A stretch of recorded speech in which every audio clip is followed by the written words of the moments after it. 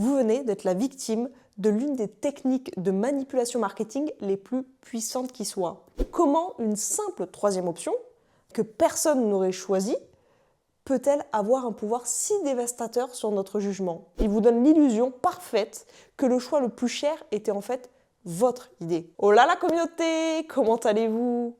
Aujourd'hui, on se retrouve pour parler d'un biais cognitif très utilisé pour vous tromper et qui est en plus présent au quotidien. Ce biais, c'est l'effet de l'heure. Mais avant d'en discuter, regardons la boisson du jour. Blood Orange, je vais le dire en français, orange sanguine et curcuma.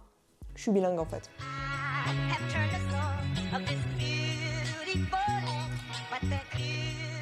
J'en mets pas trop parce que j'ai été surprise avec la boisson précédente, donc bon. Bon, pour que vous le compreniez au mieux, je vais vous donner un exemple concret. Imaginez que vous êtes au cinéma, l'odeur du popcorn chaud flotte dans l'air, c'est presque cliché. Vous vous approchez du comptoir, prêt à commander.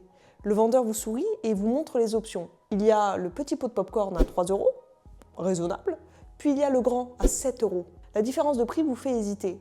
C'est beaucoup pour du maïs soufflé quand même, non, 7 €. Votre cerveau, en une fraction de seconde, il se dit « le petit il suffira, je pense, il n'est pas si fin et c'est plus malin pour mon portefeuille. » Vous êtes sur le point de commander le petit. Et là, attendez. Le vendeur pointe alors une troisième option. Coincez là entre les deux. Une taille moyenne à 6,50 €. Soudain, tout bascule. 6,50 € pour le moyen.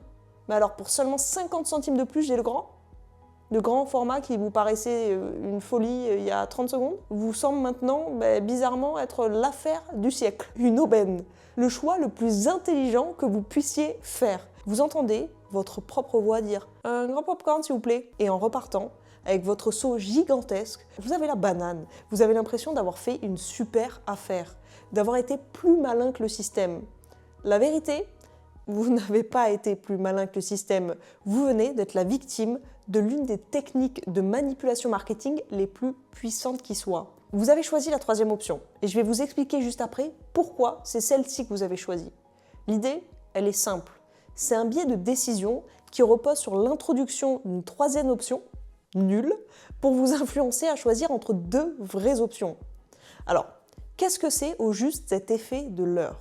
Comment une simple troisième option, que personne n'aurait choisie, peut-elle avoir un pouvoir si dévastateur sur notre jugement? Pour le comprendre, il faut d'abord accepter une vérité un peu vexante sur notre cerveau.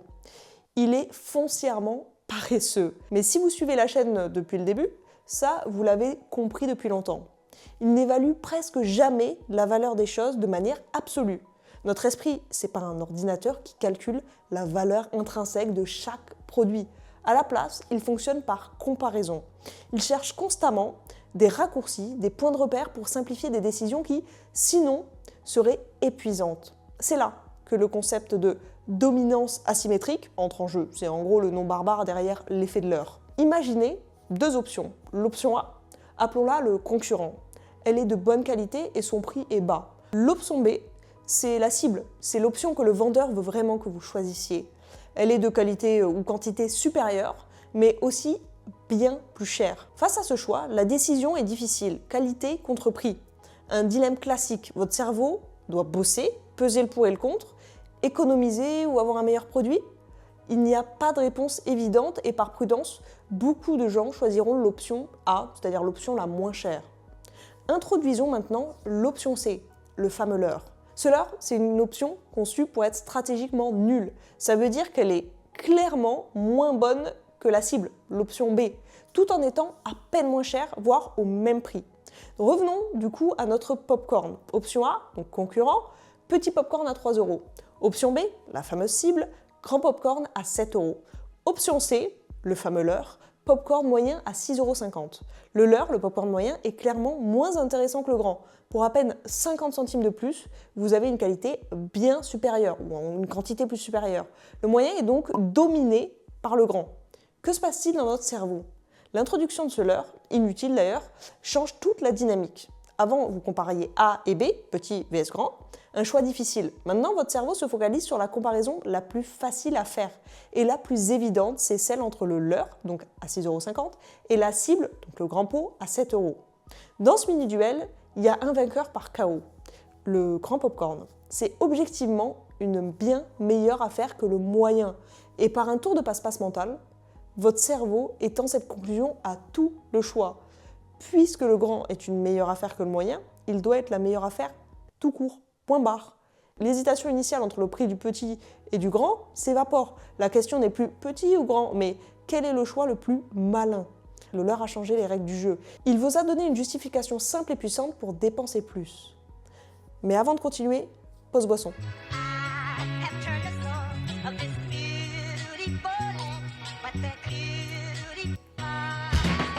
Reprenons avec l'histoire de Slur. Ce mécanisme il a été mis en lumière dans les années 1980 par les chercheurs Joel Huber, John Payne et Christopher Puto.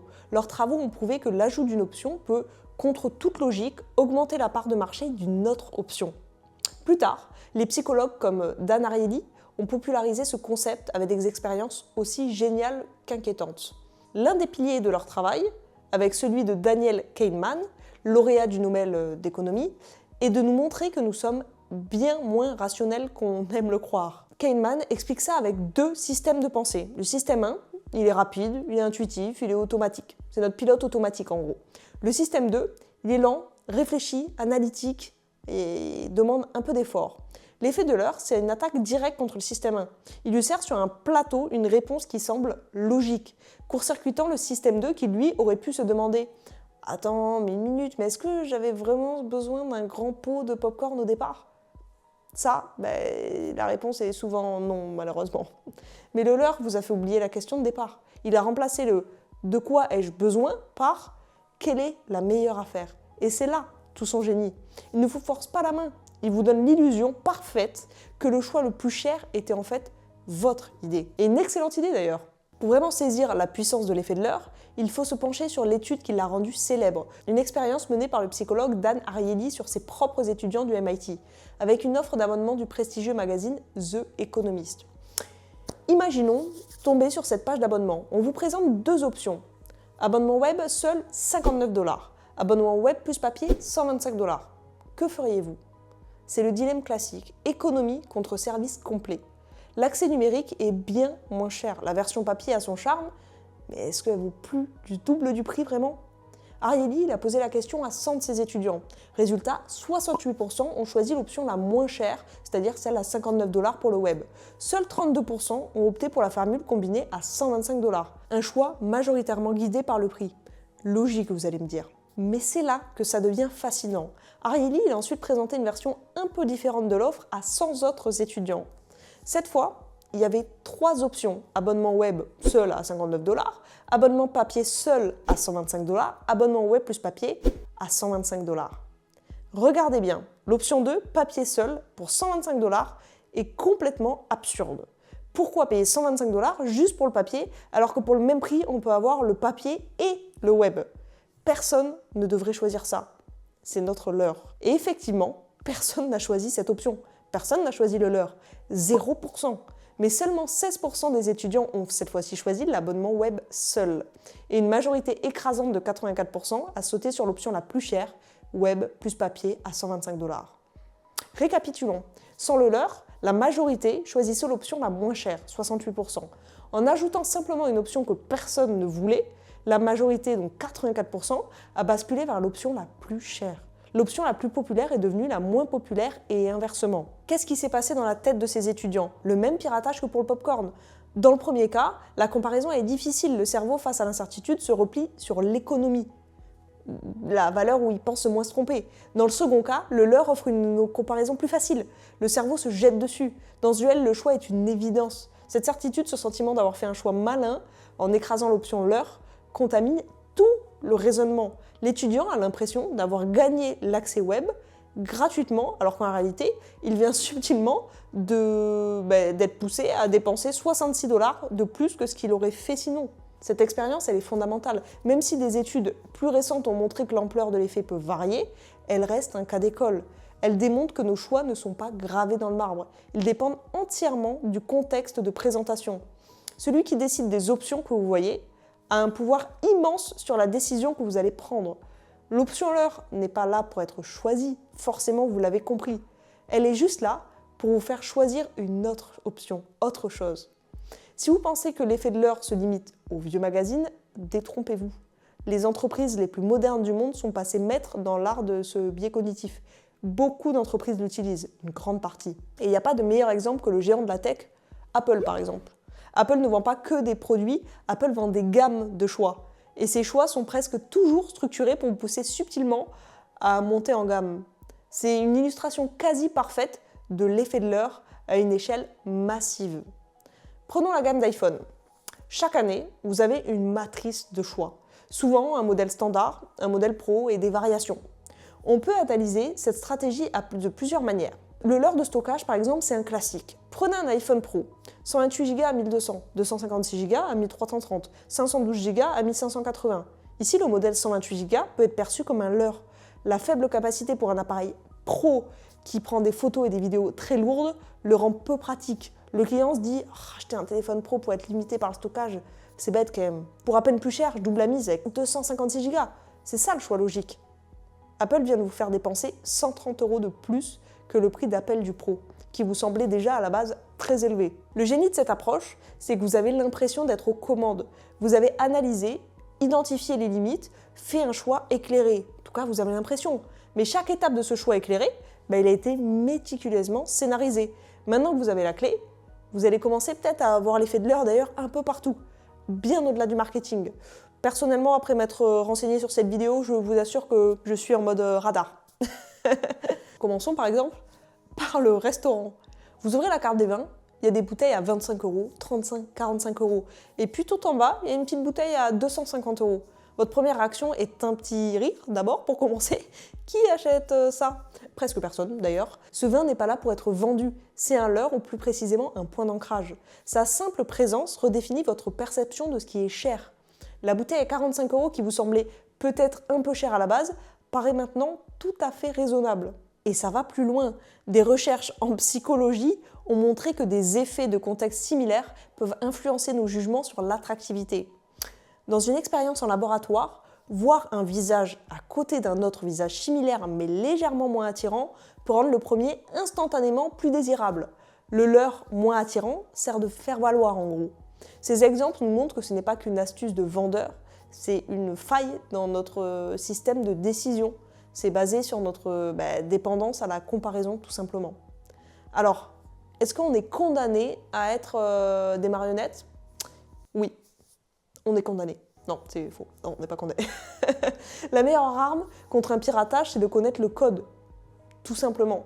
Déjà, le savoir, c'est énorme et vous allez maintenant le remarquer à chaque fois que vous allez vouloir acheter quelque chose. Bref, je vous fais la conclusion boisson avant qu'on fasse sur la conclusion du leurre. Je regoute une dernière fois pour être sûr.